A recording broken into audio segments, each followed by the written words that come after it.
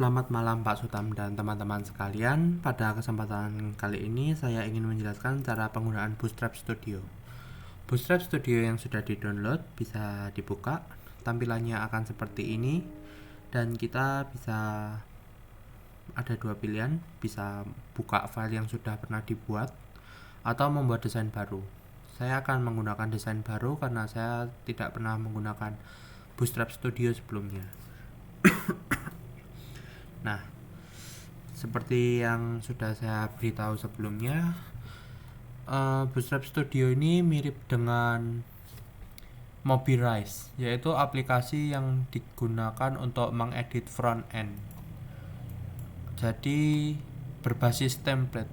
Jika kita bisa menggunakan template, kenapa mengoding dari awal? Nah, untuk namanya kita coba saja, kita tulis KK2. Nah, pilih bootstrapnya, versinya saya pilih coba 5 saja walaupun masih beta. Nah, pilih yang portofolio.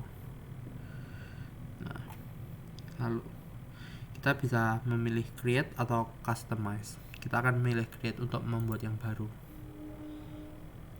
Nah, tampilannya akan seperti ini. Nah, karena ini adalah aplikasi untuk mengedit front end, jadi sangat mudah untuk mengeditnya. Seperti ini, tinggal diketik saja. Nah, kita tulis saja nama saya, Alan.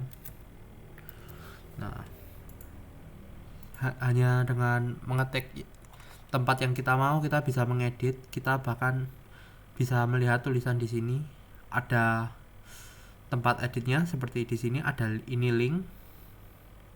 Di sini navbar branch, dan kita bisa melihat apakah website kita ini cocok dengan platform. Kita bisa melihatnya di sini.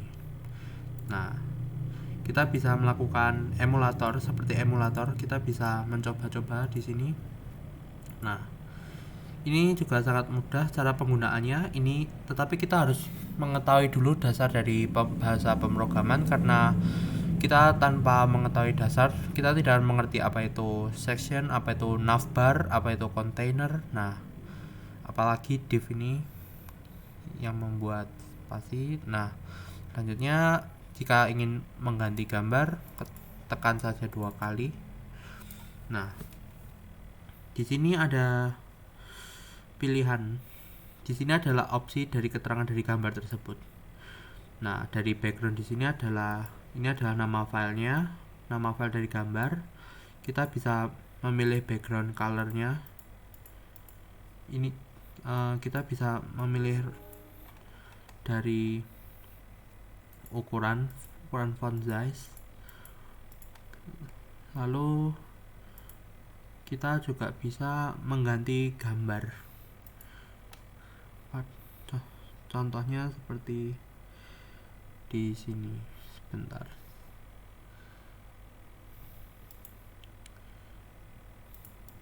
Kita pilih. Kita bisa membuang. Nah, berbeda dengan coding dari awal, kita bisa Ctrl Z jika kita ingin menghapus gambar. Nah, selanjutnya jika kita ingin mengganti, lihat saja di bagian menu kanan. Ini adalah keterangan dari gambar tersebut. Nah, kita bisa ganti. Jadi ini adalah avatarnya. Kita bisa find image atau melakukan import image. Saya coba searching dulu. Tidak ada. Dari semua folder hanya ada satu gambar avatar karena ini template. Nah, jadi kita lakukan import saja. Nah, import gambar, kita pilih dari picture. Nah, agar tampilannya tetap bagus, karena filternya lingkaran, saya akan menggunakan gambar juga lingkaran. Nah, kita pilih, lalu pilih OK. Nah, akan masuk. Ini saya tidak, tampilannya tidak bagus karena pengaturan saya yang masih salah.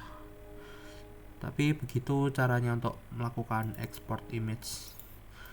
Saya juga akan mencoba seandainya kita menggunakan template yang lain. Seandainya kita melakukan import image tapi menggunakan gambar yang kotak, apakah bisa?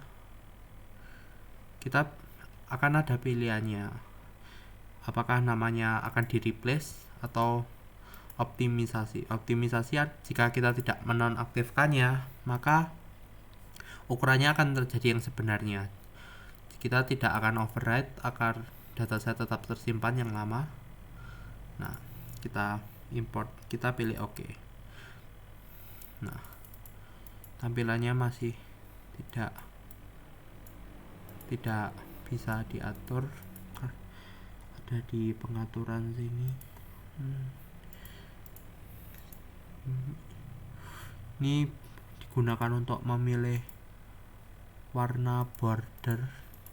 Bukan.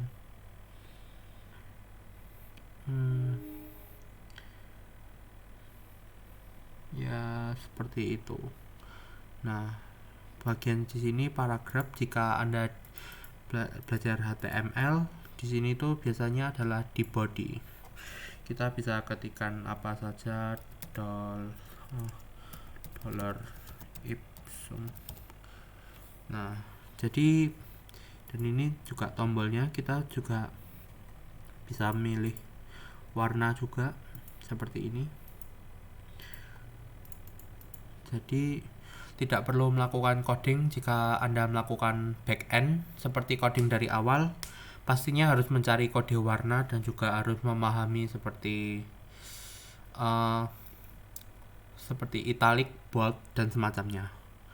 Nah, pada gambar di sini juga bisa langsung dipilih saja. Seandainya saya menggunakan template, nah akan seperti ini. Nah, kita coba menggunakan ukuran laptop. Nah, di bagian sini juga website pembantu front end ini juga memiliki konsep yang sama seperti back end, yakni ada footer, form, header, dan lain-lain. Ini seperti ini, kita bisa memilih seperti highlight juga ini. Kita bisa melihat ini adalah bagian-bagiannya dari website yang kita edit sekarang. Nah, seperti di bagian media, ini adalah template-templatenya. Ini adalah datanya. Jadi jika ingin melakukan edit template, ada di bagian UI ini. Di sini semua ini adalah di bagian kiri ini bagian untuk mengedit template.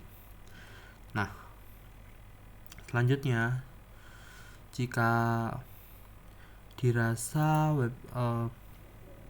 aplikasi ini memiliki lebih mudah daripada melakukan coding backend, maka kita bisa melakukan penyimpanan. Kita ekspor. Nah, kita ekspor ini digunakan untuk menyimpan. Jadi jika ingin menggambarkan pada programmer tampilan yang saya inginkan itu seperti ini, nah kita bisa menyimpannya. Export destination, pilih saja salah satu, saya akan pilih di my document. Nah, lalu kita ekspor.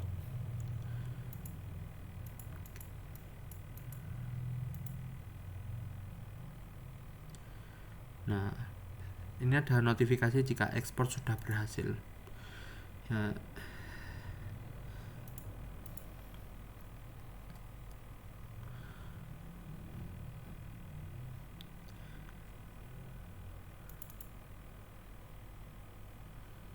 Nah, akan muncul dalam bentuk HTML ini. Ini adalah yang saya baru saja ciptakan. Dan file yang di sini adalah bawaan bawaan dari template, tapi bisa kita lihat di sini. Jadi aplikasi ini sebenarnya lebih untuk melakukan editing, tapi menurut saya ini digunakan untuk menggambarkan pada programmer, karena walaupun mudah seperti ini, tapi jika tidak mengerti konsepnya pasti sulit. Jika kita melakukan coding manual, kita bisa meningkatkan keamanan dengan cara kita sendiri, bahkan tanpa menggunakan pihak ketiga seperti ini. Sekian dari saya mengenai Bootstrap Studio. Terima kasih.